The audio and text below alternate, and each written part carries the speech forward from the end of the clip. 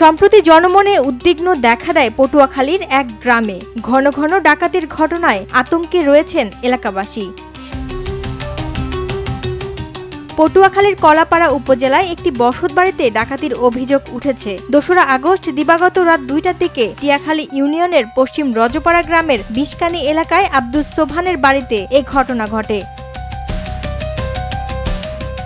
ভুক্তভোগী আব্দুস সোবহান ও তার স্ত্রী খুকি বেগম জানান, সংঘবদ্ধ ডাকাত দল তাদের ঘরের প্লাস্টিকের দরজা ভেঙে ভেতরে প্রবেশ করে। এরপর তাদের হাত পা ও মুখ বেঁধে প্রায় লক্ষাধিক টাকা ও ১ ভরি স্বর্ণালংকার লুটে নেয়। এর আগে ১৩ জুলাই একই ইউনিয়নের পশ্চিম বাদুরতলী গ্রামে আরও একটি ডাকাতির ঘটনা ঘটে। সেখানে এক প্রবাসীর স্ত্রীকে জিম্মি করে সংঘবদ্ধ ধর্ষণ সহ ১৩ ভরি স্বর্ণালংকার ও ৫০,০০০ টাকা লুটে নেয়ার অভিযোগ উঠেছে।